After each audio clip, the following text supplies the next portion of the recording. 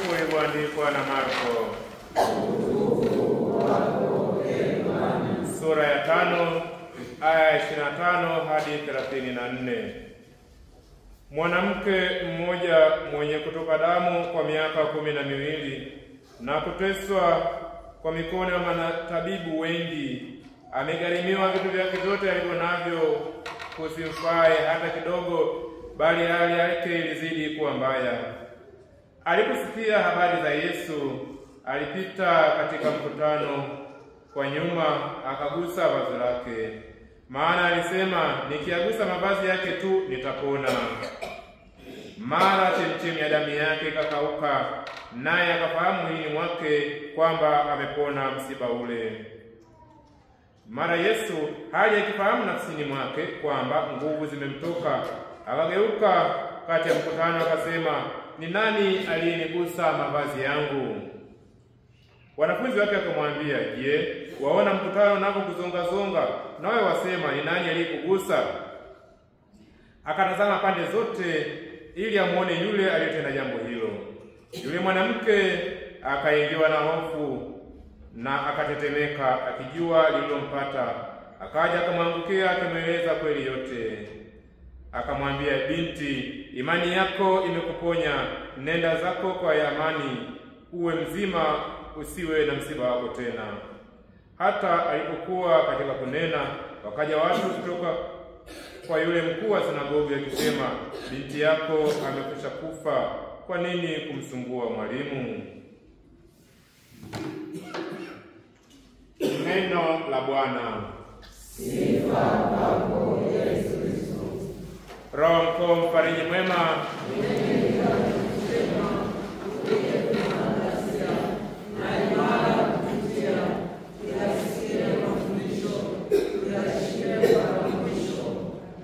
ndugu wapendwa katika Kristo, katika somo la Injili tulisikia hivi punde kutoka Injili ya Marko sura ya 5 aya 25 hadi 34.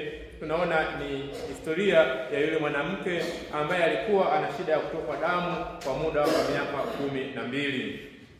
Yule mama ameteseka sana, ametibiwa sehemu mbalimbali, ameenda kwa madaktari mbalimbali, lakini alikuwa hajapata uponyaji. Yesu alikuwa anapita sehemu, mkutano mkubwa ulikuwa unamzonga-zonga kama kawaida ya watu, mkutano unamzonga-zonga. Watu walikuwa wanamgusa wengi, hawakupata uponyaji na hawakuona kitu chochote cha pekee. Kwa kuwa wengine walikuwa wameenda kumwangalia Yesu kumshangaa, waone ndevu zake. Wengine wanaenda kumshangaa waone katambuga alizovaa. Wengine wanaenda kumshangaa kwa umbea tu, wametumwa pale watu wasikujulikana. Lakini huyu mama akasema, mimi nataka nimguse Yesu. Nikigusa vazi lake tu na homa yangu itapona. Na kweli akapenya pale, akagusa vazi lake na homa yake ikapona. Tumsifu Yesu Kristo. Pendo katika Kristo. Sio kila mtu aliyeenda kwa Yesu, sio kila mtu aliyeenda kwa Yesu alipata uponyaji. Hapana. Kuna wengine walienda kwa Yesu hawakupata uponyaji. Walipata uponyaji wale tu waliokusudia kwamba ninakwenda kwa Yesu ili anitendee. Wao ndio waliponya. Kuna wengine walienda kwa Yesu waliishia kupata laana milele. Kwa mfano, wale makamanda wa polisi walianza kumsulubisha, kumpiga Yesu, walipata baraka wale? Si walimgusa Yesu? Walipona? Walilaaniwa. Mmenipata? Wale waliomvua Yesu nguo hadharani, alafu akagawana nguo yake, walipata baraka wale? Hapana.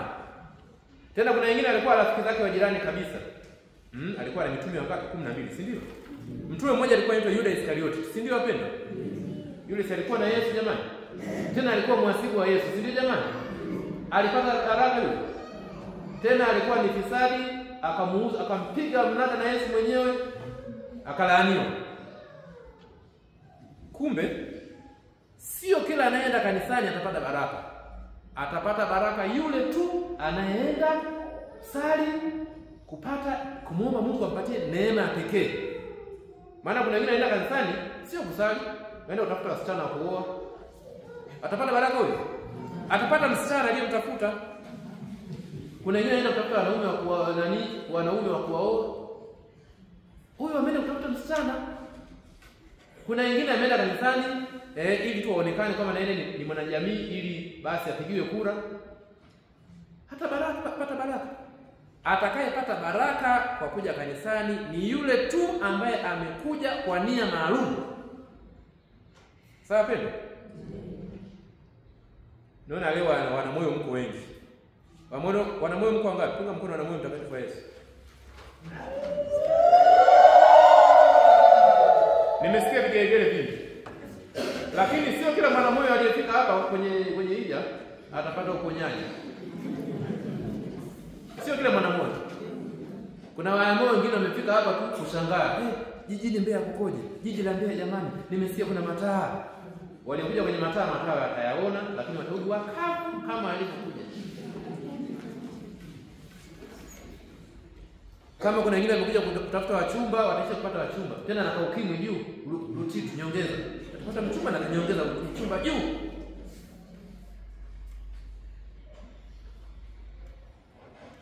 Kuna wengine wamekuja tu kwa lengo tu la kuweza kusocialize, kukutana na watu mbalimbali, au hatapata uponyaji. Atakayepata uponyaji ni yule mwanamoyo mtakatifu wa Yesu aliyekuja kwamba mimi hapa nateseka sana na nimehangaika sana shida yangu hii. Nikifika tu kwenye hija ya moyo mtakatifu wa Yesu, nikifika tu kwenye hija ile, tapata uponyaji. Ndio huyo atapata uponyaji. Ila wengine wamekuja tukumbwela au watarudi hivi, watakuwa wamepoteza nauli zao. Mzee Yesu Kristo. Tupo mbele ya Yesu Kristo wa Ekaristi. Tupo mbele ya Yesu Kristo wa Ekaristi. Sakramenti ya Ekaristi takatifu ni sakramenti ya mwili na damu ya Bwana wetu Yesu Kristo, Mungu mtu katika maumbo ya mkate na divai. Yesu Kristo yupo katika Ekaristi takatifu. Yupo katika Ekaristi takatifu.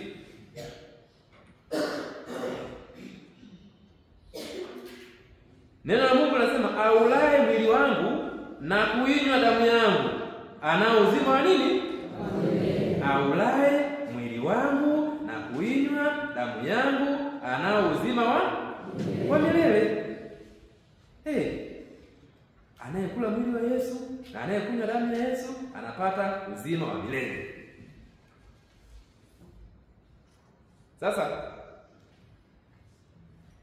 sio kila anayekuaminika anapata baraka. Tumsifu Yesu Kristo. Sio kila anayekuaminika anapata baraka.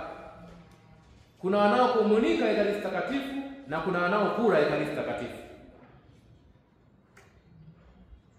Yule ambaye amefika kukomunika Ekaristi takatifu amejiandaa. Amejiandaa. Ameungama dhambi zake, amefanya toba ya kweli kabisa. Ameungama dhambi zake. Amejutia kabisa na ameenda kuungama. Baada ya kuungama anasema Yesu, nakwenda kupokea. Naomba nami kupokea Yesu, naomba unitendee. Naomba unitendee mimi mkosefu. Nitendee Yesu. Naomba nitendee. Huyo ndiye anayepata baraka. Anayekuja kukomunika alafu hajajiandaa, huyo anakuwa amekula mwili wa Yesu. Hatapata baraka kwa kuwa amepokea Ekaristi takatifu bila nini? Mastahili. Hata hapa leo tuko mbele ya Yesu Ekaristi. Ni vizuri kwa mliofika kwenye hija, mliofika kwenye hija, ni vizuri uweke uamuzi ndani ya moyo wako kwamba mimi nimefika kwa hii hija, naomba Yesu unitendee. Naomba Yesu unitendee. Naomba Yesu unisaidie mimi nipate ufumbuzi wa matatizo yangu. Kuna wengine kati yenu hapo wana maradhi. Tena wengine wana maradhi tajwa kwenye Biblia. Wameumwa sana. Basi mwambie Yesu wa Ekaristi akutendee. Sawa? Tunaposoma Injili ya Marko sura ya 10 mstari wa 46 hadi 52 tunakutana na kipofu Bartimayo. Kipofu Bartimayo. Kipofu Bartimayo kama kawaida Yesu alikuwa anapita na umati wa watu mkubwa. Umati mkubwa tu watu upo nao. Ule umati kwa wapo watu wengi. Kipofu haoni. Yule kipofu haoni. Lakini akasema jamani, nasi kama kuna vurumai kuna nini? Wakasema ni Yesu wa Nazareti anapita. Yesu si anaponyaga yule? Ni Yesu anapita. Akasema Yesu wa Nazareti, nisaidie. Watu wakasema kelele, usimsumbue. Wakaanza kusema kama nini? Kelele, usimsumbue. Usimsumbue. Hata kama walimzuia, alienda kusema kwamba Yesu wa Nazareti, niokoe! Yesu niokoe! Wewe kelele! Yesu niokoe! Yesu akasikia sauti. Akasema, mwacheni, mwambieni aje. Mwambieni aje. Wale waliosema kwamba kelele, wakasema inuka, jipe moyo, anakuita. Tumsifu Yesu Kristo. Unapoianza safari vinaibuka vikwazo vingi. Mafanikio yakiibuka, anasema tulimuona toka mbali sana. Kwa hiyo hata wewe pia umefika hapa kwenye hija kupambania maisha yako. Umefika hapa kwenye hija kupambania familia yako. Umefika hapa kwenye hija kumpambania mume wako ambaye ni mlevi. Ameshindikana. Umefika hapa kwenye hija kumpambania mke wako. Umefika hapa kwenye hija kupambania watoto wako. Umefika hapa kwenye hija kupambania maisha yako, ajira yako. Pengine unapambana, unaenda kwa wanasheria kule, wanakwambia wewe hii huwezi kushinda kesi hii. Hamna kitu hapa. Na ndio hao baadaye atakwambia jipe moyo, anakuita. Pendwa katika Kristo. Mfano wa Bartimayo natufundisha kwamba hata kama watu watakuzuia, kwa kuwa unafahamu kama unachokipata unachokitafuta ni sahihi, unatafuta kitu sahihi, unatumia njia sahihi, una lengo sahihi, songa mbele, usisikilize watu. Umeelewa jamani? Waya moyo mtakatifu wa Yesu. Songa mbele. Kama sasa nyinyi mmevaa manguo mekundu. Ona, hivi na hivi. Chama gani hicho? Chama kina wazee watupu. Hata vijana hatuoni. Sema ndio. Hamna shida, tunamfuata Yesu, hatukufuati wewe. Tunamfuata Yesu, hatukufuati wewe.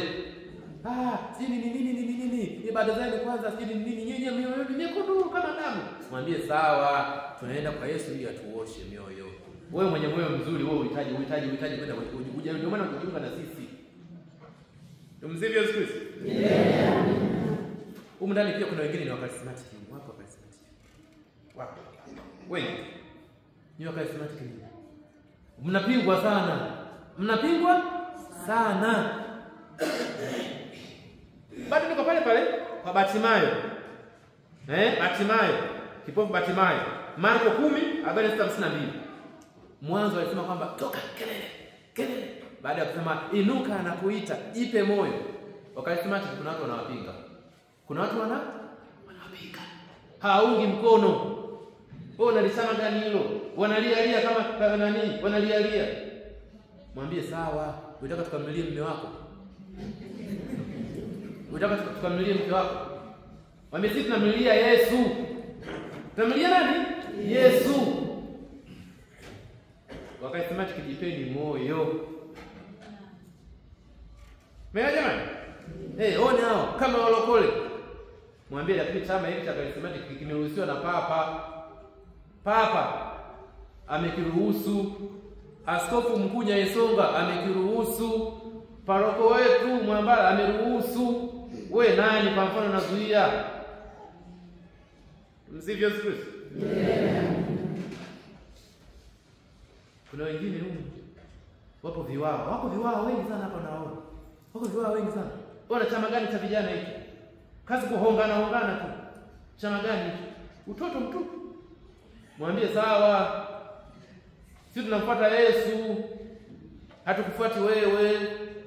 Tunamfuata nani? Yesu. Tumsifu Yesu Kristo. Na vyama vyote. Yaani ukiona kama upo katika una lengo jema,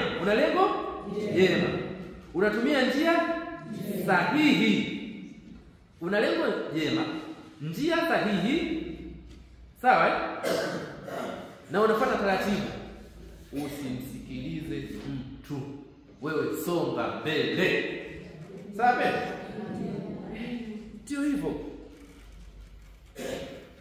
Sasa tunamwona yule mama yule kwenye mama yetu yule kutoka damu 12. Alikuwa anapambana, anaenda kwa Yesu, anaenda kumgusa Yesu ili apate uponyaji. Hivi fikiria mfano, sawa? Amefika rais wa nchi hapa Mbeya. Watu sana mnamzonga. Utaenda kumgusa kweli? Hata dada lake tu. Lazima upambane uweze kuchochora mpaka upite. Si jamani?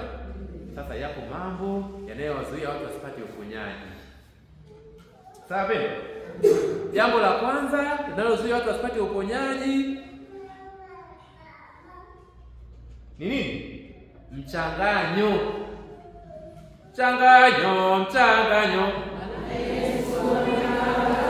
Mchawi kidogo.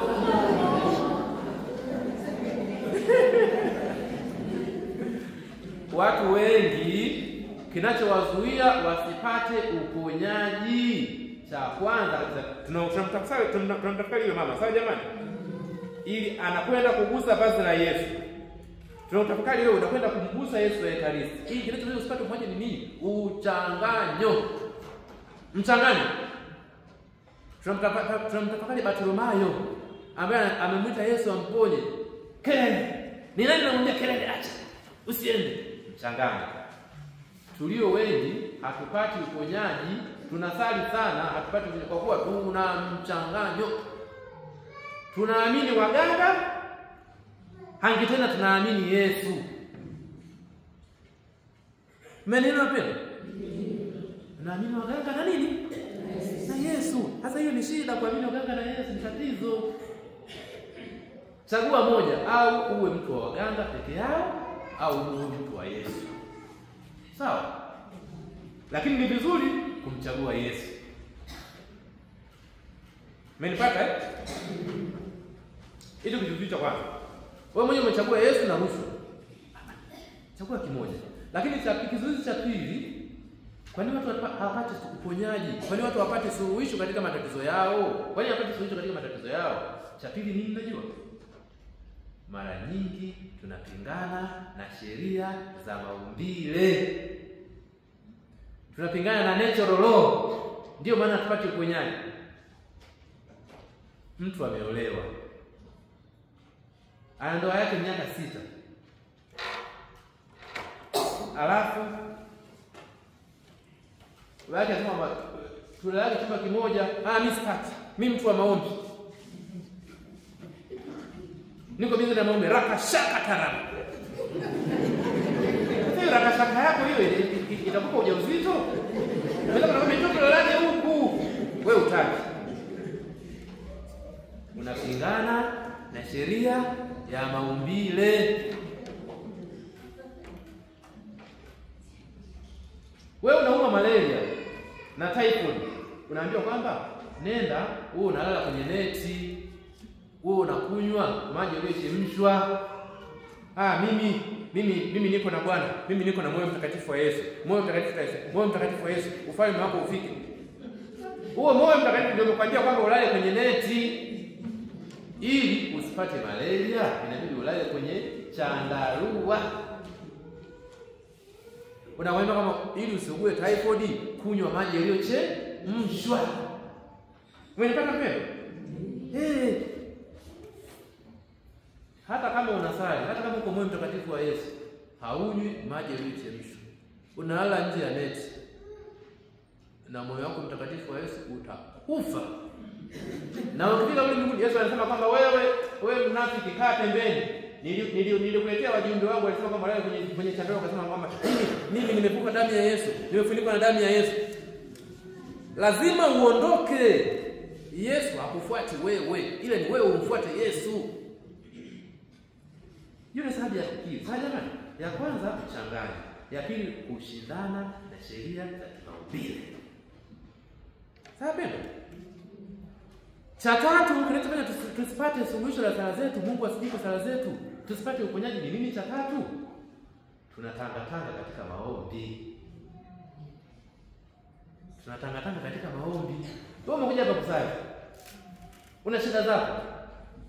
Hujatulia, Mungu Mwenyezi, naomba nisaidie mimi niweze kufanya hivi na hivi na hivi, niwe na afya njema.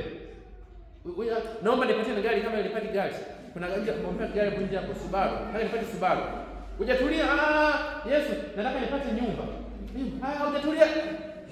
Kwa mtindo wa kumbwela huo, hautapata kitu. Hautapata kitu. Ni vizuri uwe na maombi yako matatu.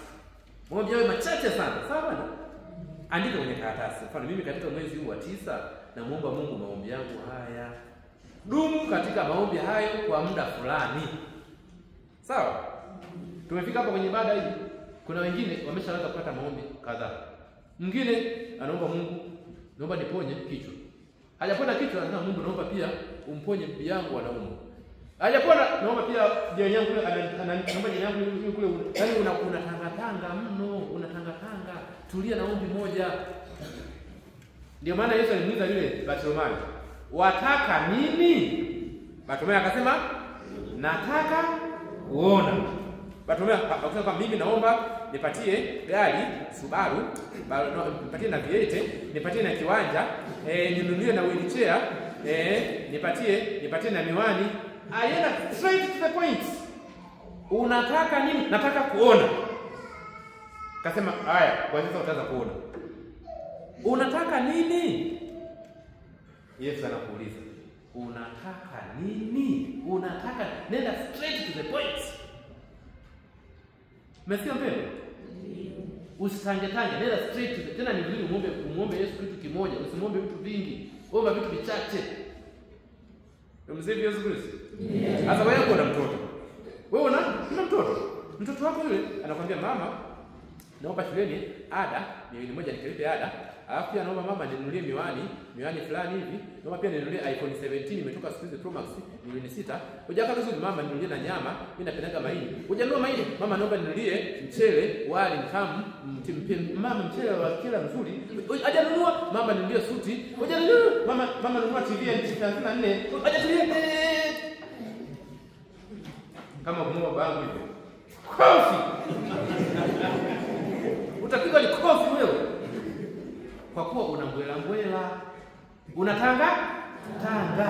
Omba kitu kimoja kwa wakati kutosha. Umenipata mpendwa? Mara nyingine hatujibii kwa nini? Hatujibii kwa sababu tunaomba kwa kiburi. Tunaomba kwa kiburi. Unasema Mungu naomba nisaidie mimi nipate nini? Nipate mume. Hujatulia. Hata mume hauna. Naomba Mungu nipate mtoto. Awe amazing fulani hivi. Awe father fulani hivi. Father amepita pale ondoka. Start. Mafadha hao kwanza naangalia mabovu. Naomba nipate mtoto, awe waziri, awe kwenye msafara hivi anapigia ving'ora. Hujatulia. Umeona maskari wanapiga vilungu kule Dar es Salaam? Nataka mtoto awe askari. Awe anapiga vilungu. Kwa mtendo wewe upate mtoto. Umeomba kwa kiburi. Sema Mungu, naomba nipate mtoto ambaye wewe uko tayari kunipatia. Umenipata jamani? Tumsifu Yesu Kristo. Kwa hiyo tumeangalia baadhi ya vitu ambavyo vinatufanya tusipate majibu kwa wakati. Sawa pia? Tumesema cha kwanza kabisa ni nini jamani? Mchanganyo. Na wenye mchanganyo wapo wengi. Hata huko ndani wapo. Hata kwenye mchanganyo mpo wengi. Kama huko hapo wewe unamchanganya, ukabidhi vilago vyako. Kabidhi vile nini vile mifuko yako ile kabidhi. Yuko Padre Mwambala pale parokia nimeitwa Padre Mwambala, mimi nimeamua kuanzia sasa mchanganyo nimeachana nao. Na mikoba yangu hii naomba uichome moto. Mwambala akachoma moto. Tena si mpali ni wasili sana. Ukisema hiki ni kitubio pale usiseme, hatuseme. Nimesema ya pili, tunapingana na sheria ya ubili. Sawa? Nimesema ya tatu, tunatanga katika maombi. Nimesema ya nne, tunaomba kwa kiburi. Na kuongezea ya tano, tunamlazimisha Mungu. Tunamlazimisha mwambie Mungu afanye anachotaka yeye. Sio unaanza Mungu toa Mungu. Umeomba wiki moja hujajibiwa unaamua kununa. Unamnunia nani? Mungu kaka yako? Au Yesu mjomba wako? Unaleta kiburi kwa Yesu. Yesu ana kazi nyingi bwana. Lakini pia muda mwingine akijibiwi kwa kuwa Yesu anafahamu tabia zetu. Anafahamu kama wewe tumzidi Yesu Kristo. Yesu anafahamu akili yako wewe. Anajua kama wewe akili yako wewe. Ukipata shilingi 100,000 una panic. Unasumbua watu mtaani. Sasa naomba upate ajira ili upate mshahara wa 800,000. Si utatuua wewe? Wewe si utatuua wewe? Kwa hiyo mwingine upate ajira kwa kuwa una visirani huko ndani ya wao. Basi tuombaje basi. Kama nilivyosema, ili upate majibu ya sala zako, cha msingi namna ya kuomba mpendwa katika Kristo. Cha kwanza, fanya toba. Fanya toba. Toba ya kweli kabisa. Toba ya kweli kabisa mbele ya Mungu. Cha pili, kusudia kumwamini Yesu pekee. Yesu. Cha tatu, achana na yote. Achana na dhambi. Cha nne, jikabidhi katika mikono salama ya Mungu. Sawa? Na cha tano, njoo kwa Yesu hapo. Sali kwa Yesu. Mwangalie Yesu Ekaristi. Mbie Yesu, naomba unitendee. Yesu, naomba unitendee. Yesu, usiniache nitoke nimekuja kukugusa, naomba nitendee. Sawa pendo? Ekaristi takatifu jamani inatenda. Ekaristi takatifu inatenda, inaponya. Watu wengi wamepata uponyaji. Wengi sana wamepata uponyaji kwa nguvu ya Ekaristi takatifu. Wengi walikuwa na kansa wakapona nguvu ya Ekaristi takatifu. Wengi walikuwa ni tasa tena wa gumba. Baada ya kumrudia Yesu akiwa na miaka 52 akapachika ujauzito akapata mtoto tena mapacha. Yaani Yesu unaposhindwa wewe, yeye ndio pesa anaonyesha sasa mimi ndio nguvu zangu ndio hizi. Wapendwa katika Kristo. Kwa kweli Yesu anatenda. Yesu anaponya. Yesu ndio nguvu yetu. Tumuombe Yesu Ekaristi atusaidie, atuponye magonjwa yetu ya kiroho na kimwili. Tumuombe Yesu atuponye magonjwa yetu ya kiroho na kimwili ili tuweze kuwa huru kabisa, na baada ya hapo basi tuweze kumtegemea yeye. Tumsifu Yesu Kristo.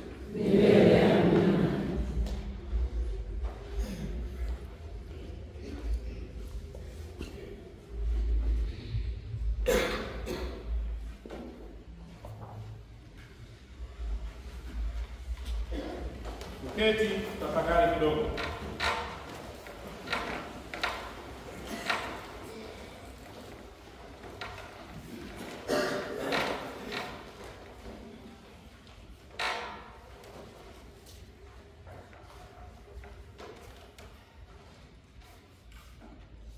Wewe kwa wakati huu mwambie Yesu maombi yako na muomba Yesu atendee nini katika hija hii. Tunaomba Yesu akufungulie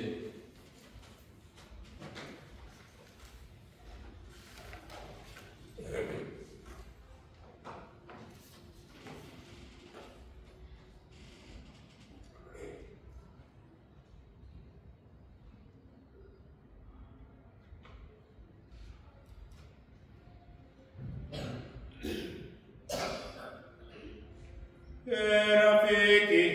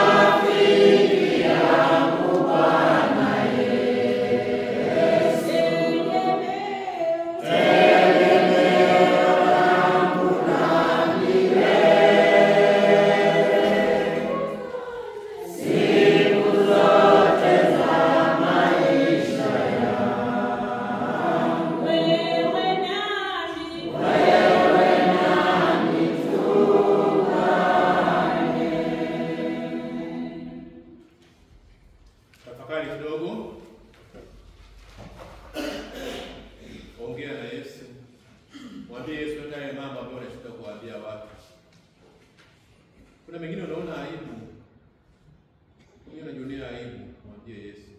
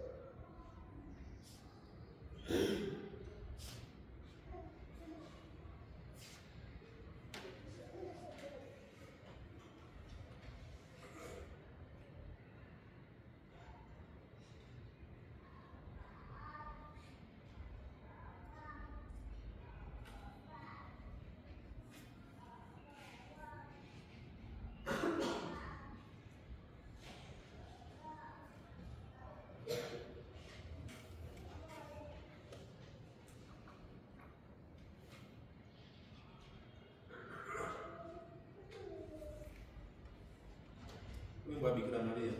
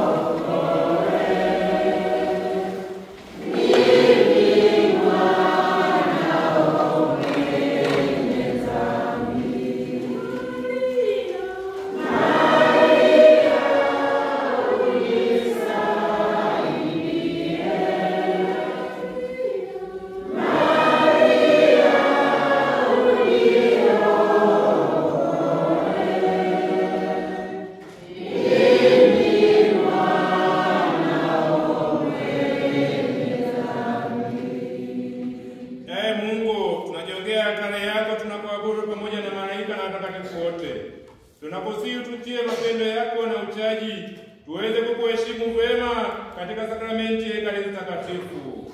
Imani. Yesu, jinsi gani tunaweza kushukuru kwa ajili ya mapendo yako makuu? Kwa sababu gani ulifika hapa duniani, ukawa mtu, ukafanya kazi nzito, ukavumilia mateso na kufa, umejitolea kuwa sadaka chakula chetu cha roho zetu. Nasema utuzidishie imani Yesu.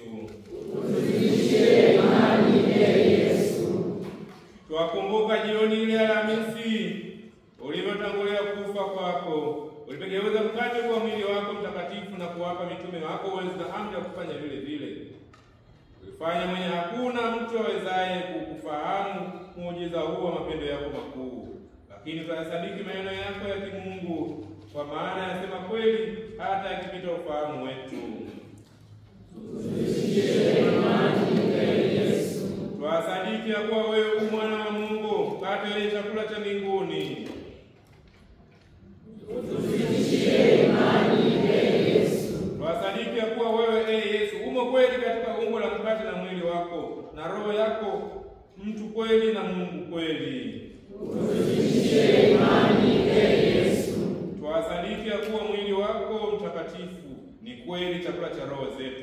Haya yote twayaamini kwa kuwa wewe Mungu mwenye ukweli ulisema hayo. Utuzidishie imani Yesu. Jioni Alhamisi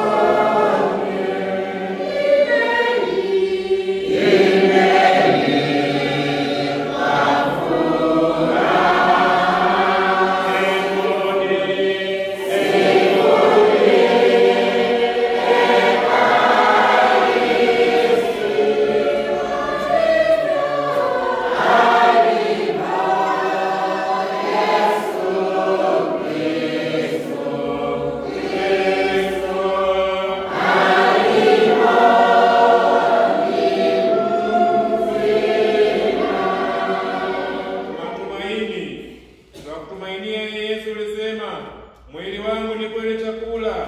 Natumaini ya kwamba utalisha roho zetu. Nasema utuongezee matumaini Yesu.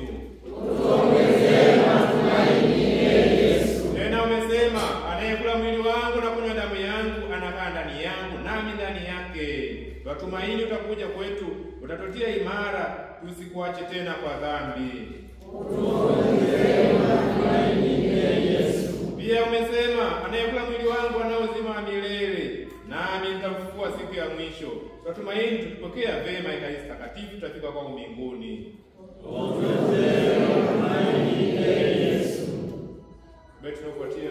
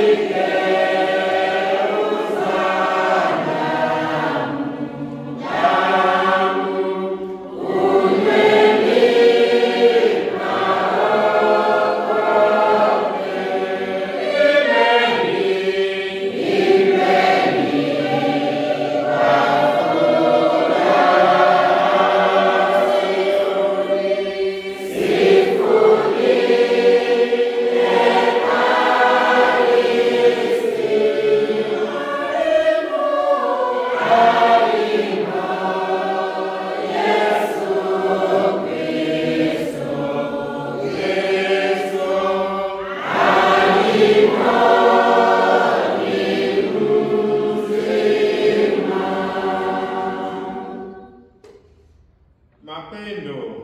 Twakupenda Yesu kwa moyo wetu wote, kwa sababu umetupenda kwanza, umetuokoa kwa damu yako. Twakuomba washa mioyo wetu kwa moto wa upendo wako. Utuashie mapendo Yesu. Utuashie mapendo Yesu. Twakupenda kwa sababu umejitoa msalabani kuwa sadaka yetu na chakula cha roho zetu altareni. Utuashie mapendo Yesu. Twakupenda kwa sababu umetaka kukaa kwetu kutwa kuchwa kanisani katika Ekaristi Takatifu. Utuashie mapendo Yesu. Twakupenda kwa sababu unatupa uzima wa milele, maana wewe ni mwema na Mungu mwenye kupendeza. Utuashie mapendo Yesu. Basi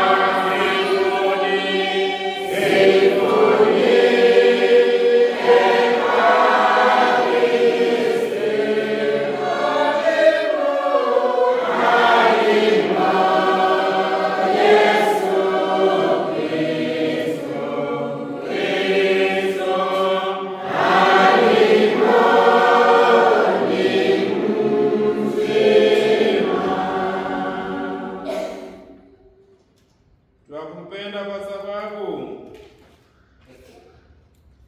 majuto. Hapo mbele yako twajuta dhambi zetu zote. Twaahidi kushika amri zako na kutumikia kiaminifu. Utusamehe Yesu. Utusamehe Yesu. Kama twakutamani sana kupokea mioyoni mwetu, twakuomba utayarishe roho zetu, uje kwetu Yesu, uingie mioyoni mwetu, uwe chakula cha roho zetu na nguvu yetu, furaha yetu, rafiki wetu. Utubariki sasa na saa ya kufa kwetu. Wabariki wapenzi wetu, wabariki wafadhili wetu, na wote tupate sisi zote kutumikia vema duniani na kutukuza mbinguni milele.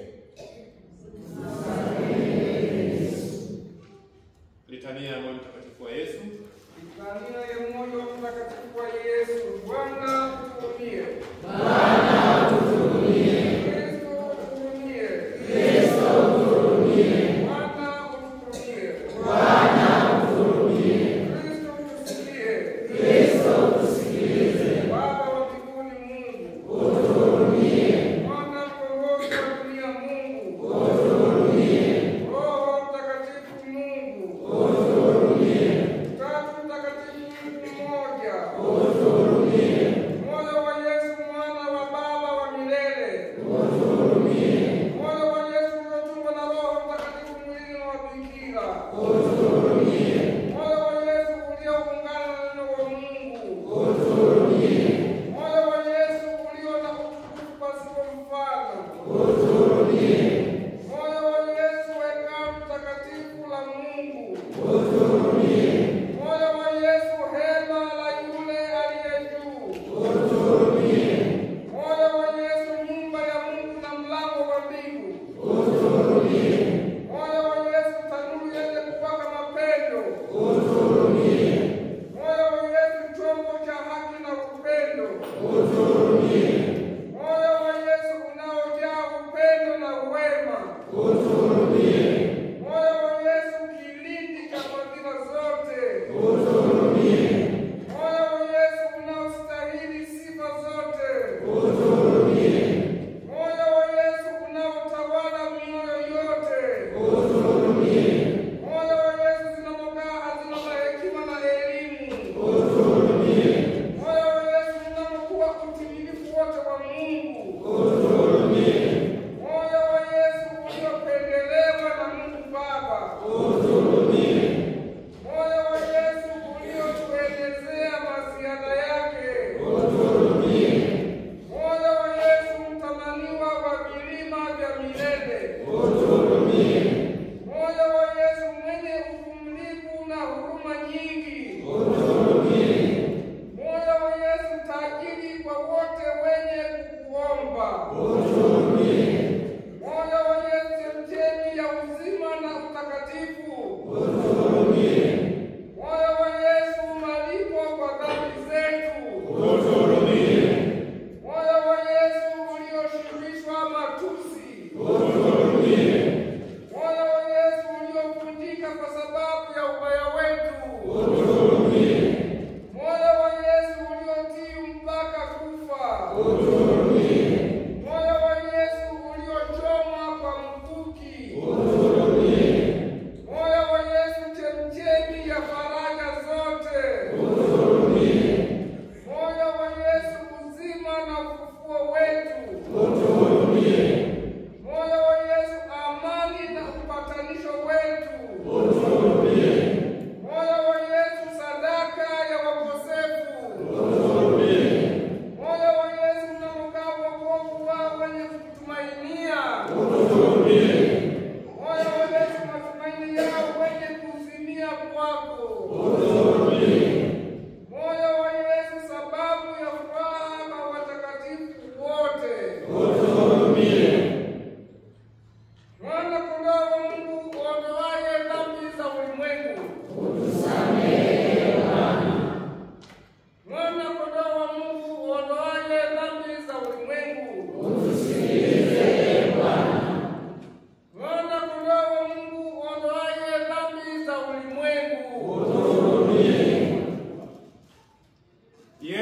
roho mwenye moyo mpole na unyenyekevu. Tuombe. Ee Mungu mwenyezi wa milele, uangalie moyo mwanao mpendelevu. Pia heshima tulia kwanza. Ee Mungu mwenyezi wa milele, uangalie moyo wa mwanao mpendelevu. Pia heshima malipo aliyokutolea kwa ajili ya wenye dhambi. Uridhike waondolee wenye kuomba toba kwako. Kwa njia ya huyo mwana Yesu Kristo anayeishi na kukaa naye katika umoja wa Roho Mtakatifu, Mungu daima na milele. Amina.